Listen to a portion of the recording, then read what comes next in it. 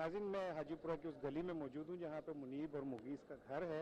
ये गली सुबह से लोगों से भरी हुई है। ताज़ियत करने वालों का एक सिलसिला है जो ख़त्म होने में नहीं आ रहा। मैं उस घर की तरफ जानिब जा रहा हूँ जहाँ मुनीब और मुगीस रहते हैं और जहाँ पे मुनीब और मुगीस ने अपनी ज़िंदगी के खूबसूरत दिन गुजारे हैं, अपनी माँ की नरम आगोश में रहे हैं, अपने बाप के साथ बाजू बनने का वादा करके यहाँ पे जीते रहे हैं। मैं उस घर की तरफ जा रहा हूँ और मैं आपकी गुफ्तगू कराऊंगा मुनीब और मुगीस के अहले खाना से जो गोश्त सोगवार हैं, लेकिन हम कोशिश करेंगे कि उनके गम में भी शरीक हों और उनके जज्बात जो हैं वो आप तक पहुँचाएँ।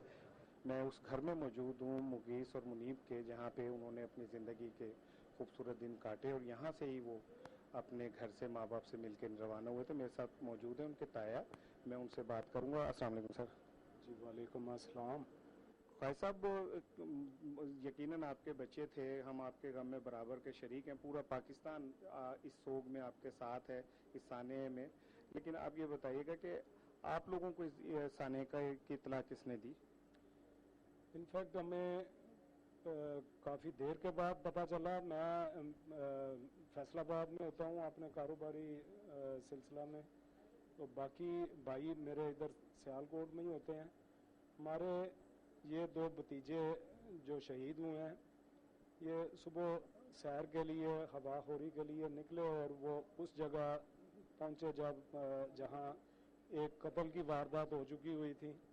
तो वहाँ कुछ लोग खड़े थे जिनसे चंद दिन पहले क्रिकेट के सिलसिला में इनका झगड़ा हुआ था, और उन लोगों ने वो अपने गरज को पूरा करने के लिए इन पर एलिगेशन लगा के कि ये डाकू हैं और उनको पीटना शुरू कर दिया। तो किस तरह के दोनों नौजवान थे, कुछ बताइएगा।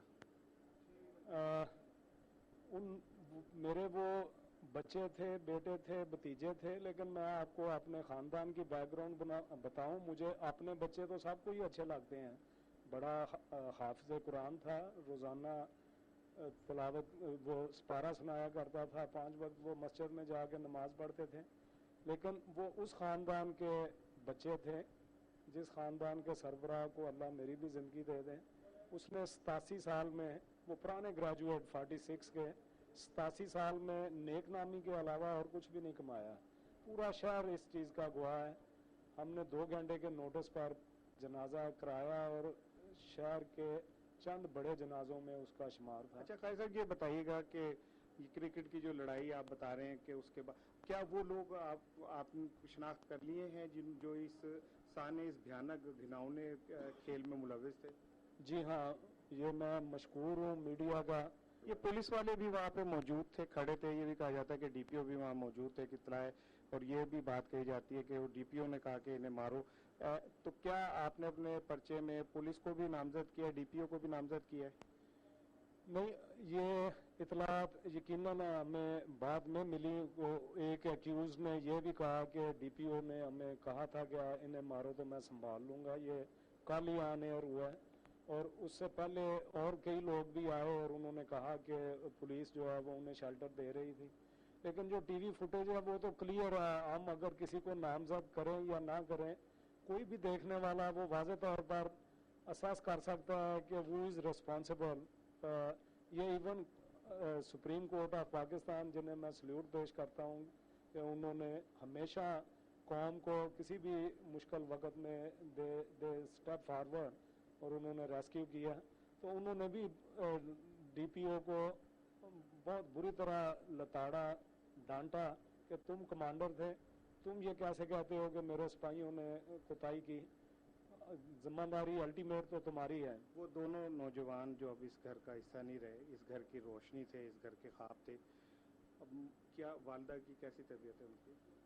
अल्हम्दुलिल्लाह मेरी छोटी बरजाई, अल्लाह ने उसको इतना सब्र दिया कि जब उसने उनकी शहादत की खबर सुनी, और उसके ये 2 ही बेटे थे, यही उसकी दुनिया थे, तो उसकी ज़बान पर सिर्फ ये लफ्ज़ आया कि अल्लाह की अमानत थी, अल्लाह ने वापस ले ली, और वो यही बार बार कह रही है कि या अल्लाह मुझे सब्र देना।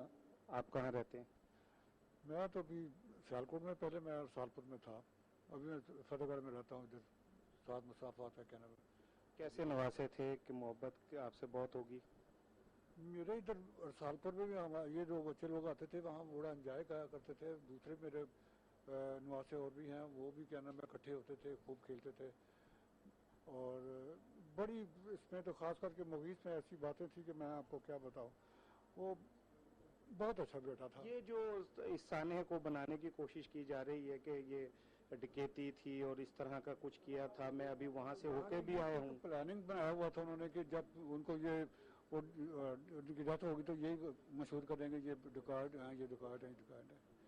ادروائز پولیس بھی وہاں پہ موجود تھی, وہ وہاں کے تو یہ اتنا چھوٹا سا علاقہ ہے, یہاں کی پولیس وہ نہیں پہ شناخت کرتی تھی نوجوانوں کو. خود بھی نہیں سمجھتے کہ ایون پولیس جو ہے جو محافظ ادھر کھڑے ہوئے ہیں, اور انہوں نے کیا نام ہے اتنا بڑا وہ نبض دے ان کی دیکھ دیکھ کر کے مرے ہیں یا نہیں مرے, اور یہ انہوں نے اپنا وہ بتایا ہے اپنا پولیس والوں نے.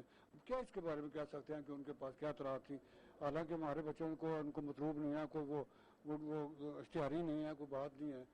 تو انہوں نے بھی کیا نام ہے ان کا ساتھ دیا ہے, بلکہ سب گاؤں نے ان کا ساتھ دیا یا پولیس والوں نے ان کا ساتھ دیا, یہ ہم نہیں کہہ سکتے کیا بات ہے, یہ تو بعد میں بات ہے.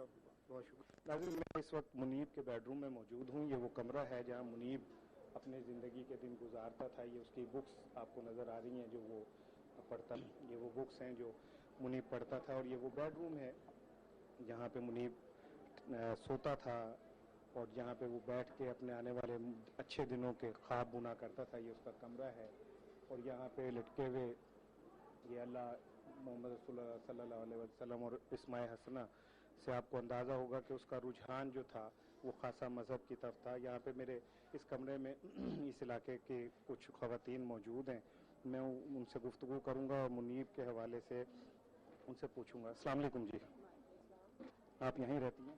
نہیں جی, میں یہاں نہیں رہتی, میں ان کی رشتہ دار ہوں, عزیز ہوں. میں لاہور سے یہاں پہ آئی ہوں تعزیت کے لیے. جی, تو کیسا تھا لڑکا منیب, آپ بتائیے گا. نہایت جی شریف خاندان کے بچے, ہمیشہ ماشاءاللہ بہت شریف بچہ تھا, شریف فیملی سے تعلق تھا.